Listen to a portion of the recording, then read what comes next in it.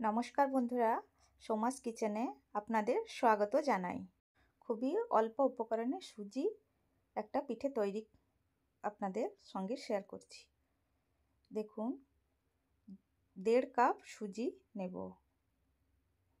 মোটাও কি পাতলা যে কোনো সুজি চলবে। তার সঙ্গে 2 কাপ দুধ মিশিয়ে নেব।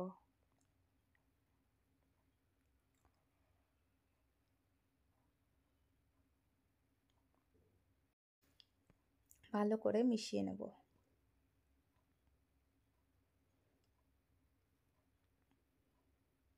দেখুন, আমার মেশানো হয়ে গেছে। একে ঢাকা দিয়ে 10 মিনিটের মতো রেখে দেব। 10 মিনিট পরে দেখুন সুজিটা কত ফুলে গেছে। স্বাদ অনুযায়ী চিনি দেব। আপনি বেশি মিষ্টি খেতে পছন্দ করলে একটু বেশি দিতে পারেন। 1 কাপ নারকেল কুড়ানো দেব। একটু এলাইচি পাউডার দেব। 1 চিমটি নুন দেব। ভালো করে সবগুলো উপকরণকে মিশিয়ে নেব।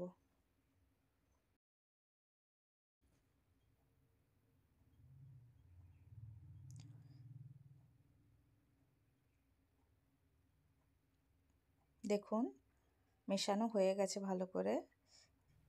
ব্যাটারের থিকনেসটা দেখুন, না মোটা না পাতলা হবে।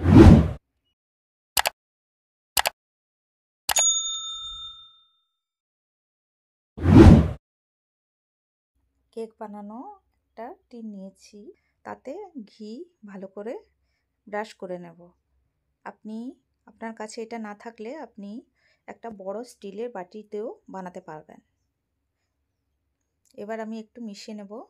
ইনো না থাকলে আপনি বেকিং পাউডার দিতে পারবেন, 1/2 চামচ দিয়ে আমি 1 চামচ জল দিয়ে এটাকে মিক্স করে নিচ্ছি ভালো করে।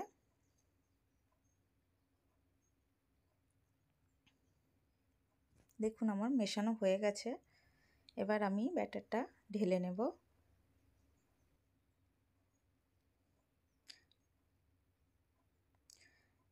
আমি আগে থেকে গ্যাসে কড়াইটা বসিয়ে রেখেছিলাম গরম করার জন্য। 10 মিনিট গরম করে নিয়েছি। এবার দেখুন, গরম কড়াইয়ের মধ্যে এটা বসিয়ে দেব। ঢাকা দিয়ে 35 থেকে 40 মিনিটের মতন লো ফ্লেমে এটা কুক করে নেব। দেখুন, 35 মিনিট পরে চেক করব একটা টুথপিক দিয়ে। পুরো পারফেক্ট কুক হয়ে গেছে। নামিয়ে নিলাম। গরম আছে এখন। দেখুন, পুরোপুরি ঠান্ডা হয়ে গেছে পিঠেটা। মোল্ড থেকে বেরিয়ে যাবে। দেখুন, ঠান্ডা হয়ে গেছে। এবার আমি একে বের করে নেব। দেখুন কত সুন্দরভাবে বেরিয়ে এসছে। এবার দেখুন কত সফট হয়েছে। খেতে সত্যি বলছি, খেতে খুবই সুন্দর লাগে।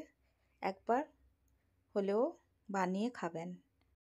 বন্ধুরা, আমার এই সুজির পিঠের রেসিপিটা আপনাদের যদি ভালো লেগে থাকে তাহলে একটা সাবস্ক্রাইব দেবেন, লাইক দেবেন এবং যতটা সম্ভব ততটা শেয়ার করে দেবেন এবং কমেন্ট করে জানাবেন কেমন লাগলো আপনাদের এই পিঠের রেসিপিটা। তাহলে বন্ধুরা, এই পিঠের রেসিপিটা একবার হলেও আপনারা বানিয়ে দেখবেন, কমেন্ট করে জানাবেন বন্ধুরা। আশা করি আপনাদের ভালো লেগেছে। ভিডিও দেখার জন্য অনেক অনেক ধন্যবাদ।